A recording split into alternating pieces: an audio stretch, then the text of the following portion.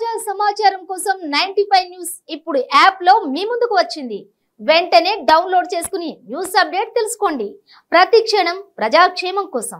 పాత్రికేయ మిత్రులందరికీ కూడా పేరు పేరున వారందరికీ కూడా నమస్కారం తెలియజేసుకుంటూ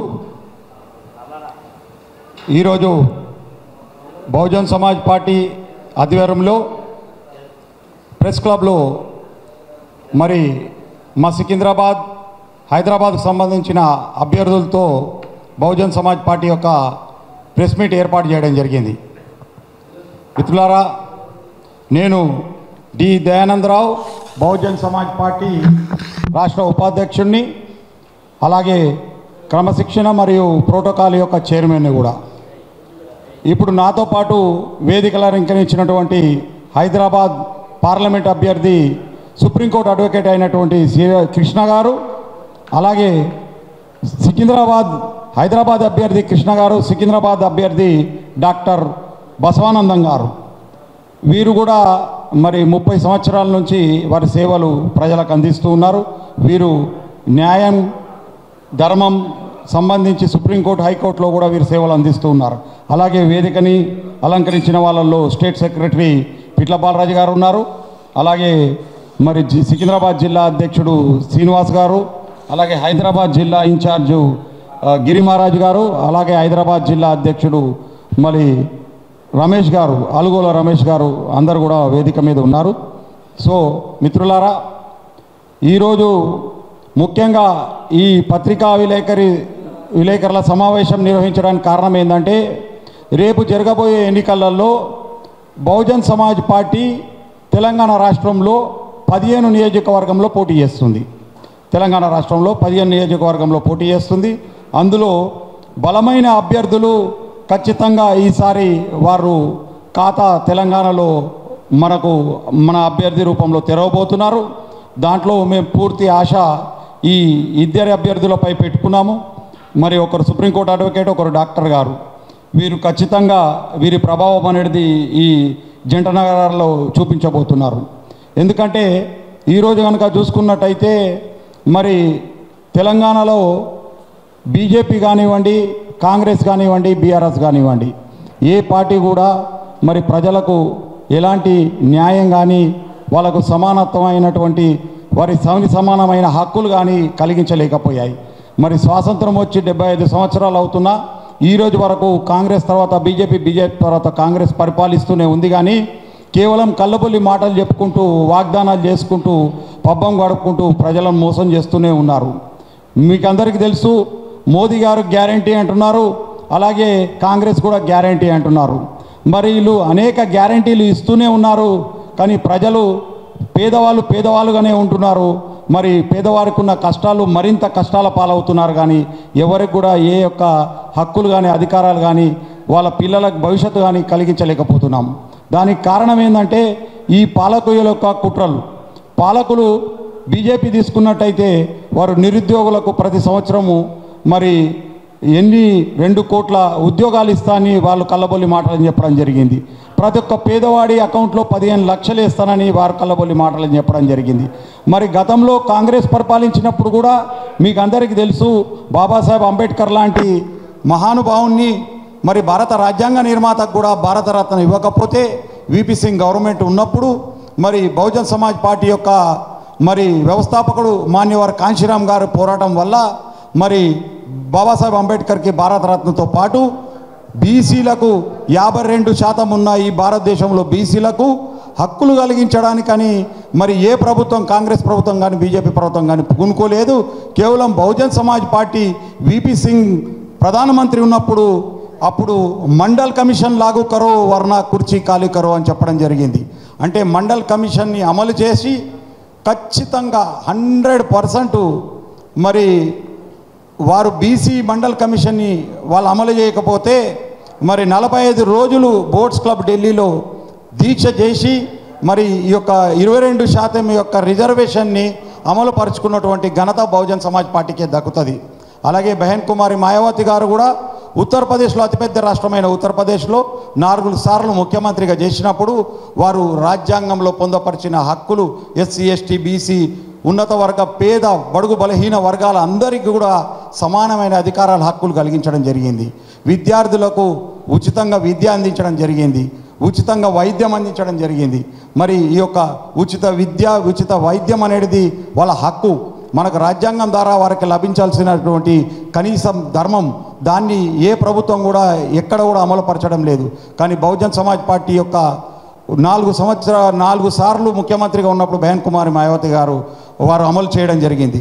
దీన్నే మరి దేశవ్యాప్తం మొత్తంలో ఈసారి కనుక మా యొక్క సపోర్టుతో దేశంలో ఏదైతే ప్రభుత్వం ఏర్పడబోతుందో బీఎస్పీ సపోర్ట్తోని నా ఇండియా కానీ బీజేపీకి కానీ బీఎస్పీ యొక్క ఎంపీల సపోర్ట్తో మరి ఖచ్చితంగా సంకీర్ణ ప్రభుత్వం ఏర్పడబోతుంది. బీఎస్పీ యొక్క ఎంపీల సపోర్ట్ లేకుండా ప్రభుత్వం ఏర్పాటు కాదు. ఆ దిశగా మా అడుగులు మేము ముందుకేస్తున్నాము. ఇప్పుడున్న అభ్యర్థులు కూడా అంత బలమైన పోటీ ఇవ్వబోతున్నారు కాబట్టి మరి అభ్యర్థులు కూడా వారి వారి యొక్క ఆలోచన విధానం ఏ విధంగా మరి వారి పోటీకి సిద్ధమై మరి గెలుపుని ఇక్కడ సాధిస్తారో వారి మాటల్లోనే మీరు విన్నారు. ముందుగా మరి హైదరాబాద్ అభ్యర్థి అయినటువంటి సుప్రీంకోర్టు కృష్ణ గారు మాట్లాడవలసిందిగా కోరుతున్నాను. రైట్, నేను డి దయానందరావు, బహుజన్ సమాజ్ పార్టీ రాష్ట్ర ఉపాధ్యక్షుని, అలాగే హైదరాబాద్ అభ్యర్థి సుప్రీంకోర్టు అడ్వకేట్ కృష్ణ గారు, కె కృష్ణ గారు, అలాగే సికింద్రాబాద్ అభ్యర్థి మనకు దండెపు బసవానందం గారు, డాక్టర్ గారు, వీరు సికింద్రాబాద్ అభ్యర్థి. అలాగే జిల్లాలకు సంబంధించి హైదరాబాద్ జిల్లా యొక్క ఇన్ఛార్జు గిరి మహారాజ్, అలాగే హైదరాబాద్ అధ్యక్షుడు అలుగోల రమేష్ గారు, అలాగే సికింద్రాబాద్కు సంబంధించి మరొక మనకు రాష్ట్ర నాయకుడు ఉన్నారు పిట్ల బాలరాజు గారు, స్టేట్ సెక్రటరీ. అలాగే సికింద్రాబాద్కు సంబంధించిన జిల్లా అధ్యక్షుడు కేఎల్ శ్రీనివాసరావు గారు, వీరంతా కూడా వేదిక మీద ఉన్నారు. ఇప్పుడు మన యొక్క అభ్యర్థి అడ్వకేట్ గారు వారి యొక్క సందేశాన్ని, వారి ఉద్దేశాన్ని మీకు తెలియజేస్తారు. మీడియా మిత్రులకు నా థ్యాంక్స్, అభివందనాలు. నేను బహుజన్ సమాజ్ పార్టీకి ఏదైతే హైదరాబాద్ నుంచి కాంటెస్ట్ చేస్తున్నానో, నేను హైదరాబాద్ గురించి ఏ విధంగా డెవలప్మెంట్ జరగాలి, what is needed in Hyderabad. For example మీరు కంపేర్ చేసుకుంటే కొండాపూర్, మాదాపూర్ ఇవన్నీ ఏరియాస్ చాలా డెవలప్ అయ్యాయి. కానీ హైదరాబాద్లో మీరు మలక్పేట్లో కానీ సైదాబాద్లో కానీ ఈ చార్మినార్ సైడ్ కానీ ట్రాఫిక్ జామ్స్, రోడ్స్ నేరోగా ఉండటాలు మనకి, అదేవిధంగా మెట్రో రైలు కూడా లేకపోవటము, 40 సంవత్సరాలు ఎంఐఎం ఉన్నది రూల్లో, మరి ఎంతో అభివృద్ధి చేయాల్సింది. కానీ ఓల్డ్ సిటీ మన ఈ హైదరాబాద్ అభివృద్ధి అంతకనం కావట్లేదు. కాంగ్రెస్ ఇంతకుముందున్న ప్రభుత్వాలు ఇవి కూడా హైదరాబాద్ మీద ఎక్కువ దృష్టి పెట్టట్లేదు. ఏదో ఒక పార్ట్ ఆఫ్ హైదరాబాద్ అనేది ఒక ఓల్డ్గానే ఉండిపోవాలని. సికింద్రాబాద్ సైడ్ కూడా డెవలప్ అయింది చాలా వాటి, కానీ మన హైదరాబాద్లో అభివృద్ధి లేదు. మనం చూడవలసింది ఏంటంటే ఇప్పుడు చాలా కాంట్రవర్సీస్ జరుగుతున్నాయి. ఏదో బాణాలు వేస్తున్నారు, రామ బాణాలు, మేము ప్రేమ బాణం వేస్తాము, మేము పూల బాణం వేస్తాము. బాణాలు కాదు, ఇది త్రేతాయుగం కాదు, ఇది ఈ ద్వాపర యుగం కాదు, ఇది కలియుగం, ఇది మా కృష్ణుని యుగం. నేను అనేది ఏమంటే మేము ప్రేమ, గంగా జమున తహజీబ్, యూనిటీ అండ్ డెవలప్మెంట్. हम नफरत की आग नहीं फैलाते, हम प्यार की भाषा, प्रेम की भाषा बात करने के लिए సమాజంలో అందరూ ఒకటే, అన్ని కులాలు, అన్ని మతాలు, అన్ని వర్గాలు అందరం కలిసికట్టుగా మన భారతదేశాన్ని, ఈ తెలంగాణ రాష్ట్రాన్ని డెవలప్ చేసుకోవాలనే ఉద్దేశము మా బహుజన్ సమాజ్ పార్టీ యొక్క ఒక మా స్లోగన్ అది. మా బెంజే మాయావతి గారు, కంచిరామ్ గారు, సర్వే జన హితః సర్వే జన సుఖః, అందరూ సంతోషంగా ఉండాలి, అందరూ బాగుండాలి. అదేవిధంగా ఏవైతే ఇప్పటివరకు కూడా మన భారత రాజ్యాంగంలో చూసుకుంటే కేవలం 20% మాత్రమే రాజ్యాంగాన్ని ఇంప్లిమెంట్ జరిగిపోయింది. 80% ఇంకా జరగలేదు, అమలు కాలేదు. ఏదైతే ఈ మన హైదరాబాద్కి మనం సరే ఈ పొలిటికల్ ఇష్యూస్ పక్కకు పెట్టేస్తే డెవలప్మెంట్ ఇష్యూస్ ఏమున్నాయి, రోడ్లు బాగుండాలి, వాటర్ సప్లై బాగుండాలి, ఎలక్ట్రిసిటీ సప్లై బాగుండాలి, ట్రాన్స్పోర్ట్ సిస్టమ్ బాగుండాలి, ఈ ట్రాఫిక్ జామ్స్ తక్కువ ఉండాలి. సో ఇవి దృష్టి పెట్టాలి. ఏ విధంగా క్లీన్ అండ్ నీట్ సిటీ హైదరాబాద్ని చేయాలి మనము, ఇది ఆలోచన చేయాలి. అంతేగాని ఏదో మస్జిద్ అని, రామ్ మందిర్ అని, మస్జిద్, ఇవి ఇష్యూస్ కాదనిపిస్తుంది నాకు హైదరాబాద్లో. దేశంలో ఉండొచ్చు, ఏదో పార్టీస్ యూజ్ చేసుకోవచ్చు, కానీ నా దృష్టిలో కేవలం డెవలప్మెంట్, మన కన్వీనియన్సెస్, మన అదేవిధంగా ఈరోజు దేశంలో చూస్తే 1200 రూపాయలు గ్యాస్ సిలిండర్ ధర అయిపోయింది. సో మనము ఏ విధంగా దాన్ని తగ్గించాలి? సో బేసిక్ ఫెసిలిటీస్, రోటీ కపడా और మకాన్.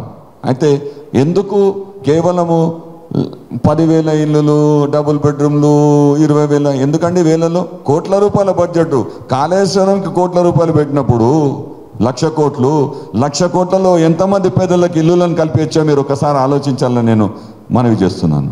అదేవిధంగా ఏవైతే స్కీమ్స్ ఇస్తున్నారో అవి మన హక్కు, మన ప్రజలకు హక్కు, అది సిటిజన్స్కి హక్కు. అదేవిధంగా మనం కాన్సన్ట్రేట్ చేయాల్సింది ఏంటండి? ఎడ్యుకేషన్, ఫ్రీ ఎడ్యుకేషన్ ఇవ్వండి, డిగ్రీ దాకా ఇవ్వండి. ప్రైవేట్ సంస్థలలో అంతంత డబ్బు పెట్టి పేదలకి మంచి ఎడ్యుకేషన్ ఇవ్వండి, దాని మీద కాన్సన్ట్రేషన్ చేయండి. అంతేగాని యూజ్లెస్ ఇష్యూస్ మీద పోరాటం చేసి ఒకళ్ళ ద్వేషాలను పెంచుకోవడానికి కాదు. నా ఉద్దేశంలో మా పార్టీలు, మేము బహుజనవాదం, మాది ఒక పార్టీయే కాదు, మాది ఒక సంఘటన, మాది ఒక మూమెంట్. ప్రజలకి అట్టడుగున ఉన్న పేద ప్రజలకి, అట్టడుగున ఎస్సీ ఎస్టీ మైనారిటీస్ బీసీస్కి వాళ్ళని అగ్రవర్ణాలతో సరి సమానంగా ఎదిగేటట్టు అన్ని ఫెసిలిటీస్లో అన్ని విధంగా అందరూ ఒకటే అయ్యే విధానంగా డెవలప్మెంట్ కోసము మేము కృషి చేసే పార్టీ మాది. కాంశీరామ్ గారి ఆశయాలు, బిఆర్ అంబేద్కర్ గారు ఏదైతే రాజ్యాంగంలో మనకి 50% రిజర్వేషన్, సో ఏది ఉన్నదో మేము భారత రాజ్యాంగాన్ని ప్రొటెక్ట్ చేయడానికి we are here to safeguard the constitution. మేము అంబేద్కర్ గారి రాజ్యాంగాన్ని, ఎవరు కూడా ఈ మధ్య కొద్ది కాంట్రవర్సీస్ వస్తున్నాయి, రాజ్యాంగాన్ని మారుస్తారని, మేము దానికి సంఘటనే కాదు, మేము ఉద్యమమే చేస్తాము, అటువంటి జరగనీయము. బహుజన్ సమాజ్ పార్టీ కట్టుబడి ఉంది భారత రాజ్యాంగానికి. మేము 50% దాటి మేము అడగలేదు రిజర్వేషన్. మేము ఎకనామిక్ బ్యాక్వర్డ్ క్లాసెస్ కూడా మీరు ఇచ్చారు, కానీ ఎవరు అడగలేని రిజర్వేషన్. మీకు ఇంకో విషయం చెప్తున్నారు, భారత రాజ్యాంగంలో అంబేద్కర్ గారు రాసిన పుస్తకం ఉంది, ఎనిహిలేషన్ ఆఫ్ క్యాస్ట్ సిస్టమ్. అంటే క్యాస్ట్ సిస్టాన్ని, క్యాస్ట్ రహిత మన సమాజాన్ని నిర్మిద్దామని, అంతేగాని ఏదో క్యాస్ట్లని ఇచ్చేద్దామని కాదు. కాబట్టి మా బహుజన్ సమాజ్ పార్టీ కూడా అదేవిధంగా సరి సమానత్వం తెచ్చుకొని అందరూ ఒకే విధంగా, అందరూ ఒకటే, we are all one, we are all human beings, మనం హ్యూమానిటీ, సర్వే జన హిత సర్వే జన సుఖ, ఇది మా స్లోగన్ అండి. Thank you so much for this opportunity. ఇప్పుడు దయానంద్ గారు. థ్యాంక్ యూ కృష్ణ గారు. అయితే అడ్వకేట్ గారు చెప్పినట్టు మరి ఈరోజు భారత రాజ్యాంగం ప్రమాదంలో ఉంది. ఖచ్చితంగా భారత రాజ్యాంగాన్ని కాపాడుకోవడానికని బహుజన్ సమాజ్ పార్టీ కట్టుబడి ఉంది.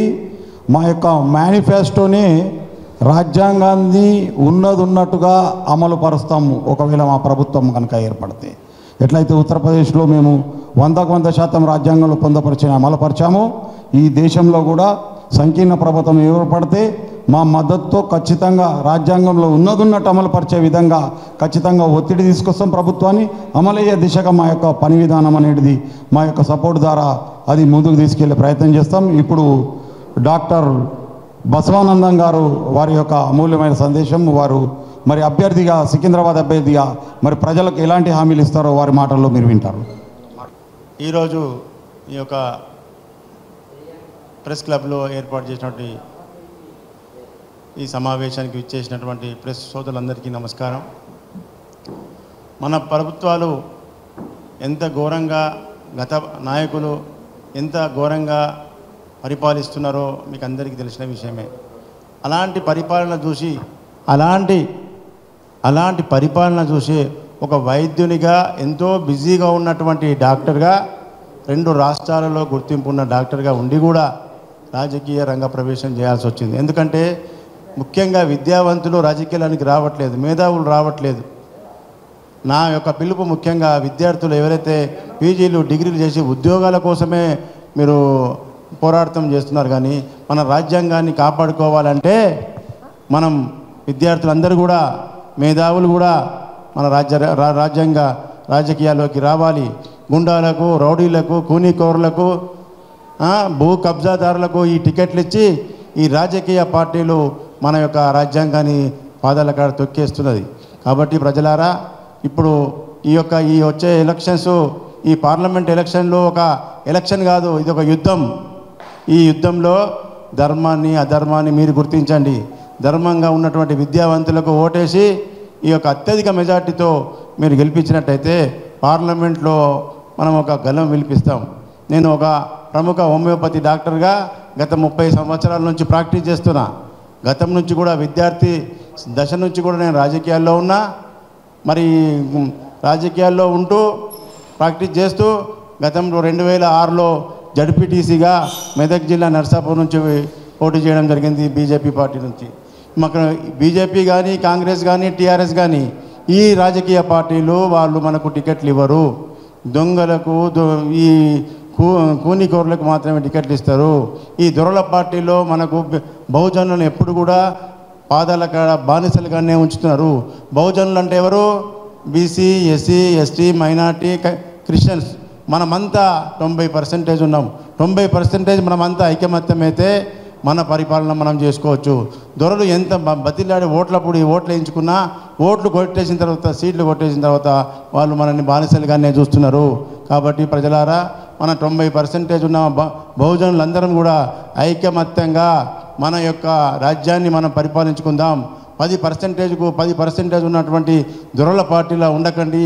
మనం ఉదాహరణకు చూసినట్టయితే దొరల పార్టీలో ఉన్న వాళ్ళన మన బహుజనులు కూడా ఉన్నారు, కానీ వాళ్ళను బానిసలుగానే ఉంచుకుంటున్నారు. వాళ్ళకి ఎలాంటి సంతకాలకు పర్మిషన్ ఉండదు. దొర నిలబడమంటే నిలబడాలి, కూర్చోమంటే ఎమ్మెల్యే కానీ ఎంపీ కానీ మంత్రి కానీ వాళ్ళకి ఎలాంటి అధికారాలు లేవు. వాళ్ళు దొరలు చెప్పినట్టే వినాలి. కాబట్టి బహుజనులు అట్లా ఉండదు. బహుజన పార్టీలో ఏ క్యాండిడేట్ అయితే గెలుస్తాడో ఆ క్యాండిడేట్కు సర్వ హక్కులు ఉంటాయి. ప్రజలు ఇచ్చిన తీర్పును అమలు చేయడానికి ఆ యొక్క ఎంపీలకు కానీ ఎమ్మెల్యేలకు కానీ మినిస్టర్లకు కానీ ఇందులో అధికారాలు ఉంటాయి. కాబట్టి బహుజనుల అభివృద్ధి రావాలి అంటే మనమంతా కూడా ఐకమత్యంగా ఉండాలి. 2014లో ఎమ్మెల్యేగా పోటీ చేయడం జరిగింది డాక్టర్గా ఉంటూ కూడా. అదేవిధంగా 2024లో నేను ఈ దొరల పరిపాలనలో మనకు టికెట్ ఇవ్వరని చెప్పి ఇండిపెండెంట్గా వేద్దామని ప్రచారం వచ్చింది. ఇండిపెండెంట్గా డాక్టర్ గారు ఇండిపెండెంట్గా సికింద్రాబాద్ పార్లమెంట్ పోటీ చేస్తున్నారని తెలియగానే మన బహుజన సమాజ్ పార్టీ అధ్యక్షులైనటువంటి మన బాలయ్య గారు, మన రాష్ట్ర అధ్యక్షులు మన మంద ప్రభాకర్ గారు, ఉపాధ్యక్షులు మన దయానంద్ గారు వెంటనే మనల్ని ఆహ్వానించడం జరిగింది.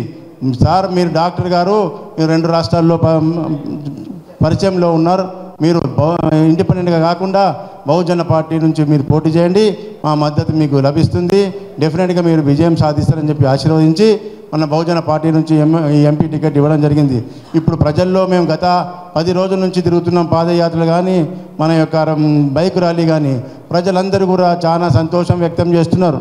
ఎందుకంటే బహుజన పార్టీ నుంచి మంచి క్యాండిడేట్ వస్తున్నారు. బహుజన సమాజాన్ని మనం నిర్మించుకుందాం, బహుజనుల మన పరిపాలన మనం పరిపాలించుకుందాం అని చెప్పి అందరూ కూడా ఆశీర్వదించి అత్యధిక మామూలు గెలుపు కాదు, అత్యధిక మెజార్టీతో డాక్టర్ బసవానందం గారు గెలుస్తున్నారని చెప్పి ఆశీర్వదించడం జరిగింది. ప్రజలారా, ఈ వచ్చే ఎలక్షన్లు ఇది ఒక ఎలక్షన్ కాదు, ఈ యుద్ధంలో ధర్మమేంది అధర్మమేంది మీరే గుర్తించండి. ధర్మ పరిపాలన కావాలంటే మేధావులకు, విద్యావంతులకు, చదువుకున్న వాళ్ళకు ఓట్లేయండి. గుండాలకు, రౌడీలకు, భూ కబ్జాదారులకు ఓట్లేస్తే మన రాజ్యాంగం ఉండదు, మనం ఎప్పుడు బానిసలుగానే ఉండిపోతాం. ఇప్పుడు మీరు ఈ 2 రోజుల్లో మీరు ఆలోచన చేసి సరైన వారికి ఓటు వేయాలని చెప్పి మనవి చేసుకుంటున్నా. ఈ అవకాశం ఇచ్చినందుకు మన దయానంద్ గారికి, రాష్ట్ర అధ్యక్షులకు, ఉపాధ్యక్షులకు నమస్కారం తెలియజేస్తున్నాను. ఇంతకుముందు చెప్పినట్టు డాక్టర్ గారు చెప్పినట్టు ఖచ్చితంగా ఏవైతే కాంగ్రెస్ గ్యారంటీలు 6 గ్యారంటీలు, మోదీ నేనే గ్యారంటీ అంటున్నాడు, కానీ ఏ గ్యారంటీలు కూడా వారు ప్రజలకు మేలు చేసే విధంగా ఉండబోవు. ఖచ్చితంగా బహుజన్ సమాజ్ పార్టీ ఏనుగు గుర్తు ఏదైతుందో ఏనుగంత శక్తివంతమైన గ్యారంటీ బహుజనులకు ఖచ్చితంగా గ్యారంటీ అనే మాట పలకకుండానే వారికి ఎవరు ఎంతమంది ఉందో అంత హక్కు కలగాలని జిస్కా జిత్నా సంఖ్యా బారీ उसका उतना भाग्यदारी वोट हमारा राज तुम्हारा नहीं चलेगा అని మా యొక్క మాన్యవర్ కాంశీరంగం గారు ఇచ్చిన స్లోగన్సే ఈరోజు తూటాలై దేశమంతా పేలుతూ ఉన్నాయి. రేపు రాబోయే ఈ పార్లమెంట్ ఎన్నికల్లో ఖచ్చితంగా బీఎస్పీ యొక్క సపోర్ట్ లేకుండా ప్రభుత్వం ఏర్పాటు కాదు. ఇప్పుడు మరి హైదరాబాద్ జిల్లాకు సంబంధించినటువంటి జిల్లా అధ్యక్షుడు అలుగోల రమేష్ గారు మాట్లాడతారు. హాజరైనటువంటి మా ముఖ్య అతిథులు శ్రీ దాగిల దయానందరావు గారు, రాష్ట్ర ఉపాధ్యక్షుల వారికి, మరియు పార్లమెంట్ హైదరాబాద్ అభ్యర్థి కేఎస్ కృష్ణ గారికి, మరియు జిల్లా ఇన్ఛార్జ్ గిరి మహారాజ్ గారికి, పిట్ల బాలరాజు గారికి, శ్రీనివాస్ గారికి, మరి డాక్టర్ గారికి అందరికీ కూడా హృదయపూర్వక జైభీం. మా మీడియా మిత్రులందరికీ కూడా హృదయపూర్వక జైభీం తెలియజేస్తున్నా. ఈరోజు ముఖ్యంగా ఈ అర్జెంట్గా ప్రెస్ క్లబ్లో మీటింగ్, ఈ యొక్క ప్రెస్ నోట్ ఇవ్వడానికి కారణం ఏంటంటే హైదరాబాద్ పార్లమెంట్ ఎన్నికలలో బహుజన్ సమాజ్ పార్టీ జెండా రెపరెపలాడుతుంది. అవతల అభ్యర్థుల గుండెల్లో రైలు పరిగెత్తుతున్నాయి. ఏ విధంగా అంటే మతకల్లాలు చేసేటటువంటి రాజకీయ పార్టీలకు గుణపాఠం చెప్పడానికి ఏనుగు గుర్తు అక్కడ బహుజన్ సమాజ్ పార్టీ ముందు నడుస్తూ ఉన్నది. ప్రజలలో పాదయాత్ర కానివ్వండి, మా ఆటోలు, మా రథాలు వెళ్తూ ఉంటేనే ఈసారి ఏనుగు గుర్తుపైన ఓటేస్తామని మా ప్రజలు చెప్తా ఉంటే చాలా ఆనందకరమైనటువంటి విషయాలు ఉన్నాయి. ఓల్డ్ సిటీ, ముఖ్యంగా హైదరాబాద్ పార్లమెంట్ ఓల్డ్ సిటీలో ఏ విధంగా అయినటువంటి పరిస్థితి ఉందో ఇందాక మా అభ్యర్థి గారు చెప్పినారు. ఈరోజు డెవలప్మెంట్ లేని ఆ యొక్క ఓల్డ్ సిటీని మేము బహుజన్ సమాజ్ పార్టీ గెలవగానే మొట్టమొదటిగా డెవలప్మెంట్ చేస్తామని ఈరోజు ఈ ప్రెస్ మీట్లో హామీ చేయడం జరుగుతుంది. నిజంగా మురికి కాలువలు అయిన తర్వాత అదే డ్రైనేజ్ లైన్లు ఉన్నటువంటి ఆ ఏరియాని మంచి సీసీ రోడ్ల ద్వారా డ్రైనేజ్ వ్యవస్థను మంచి చేయడానికి, కరెంటు పోలను మంచి చేయడానికి మేము ముందుకుంటామని ఈరోజు తెలియజేస్తున్నాను. Thank you very much.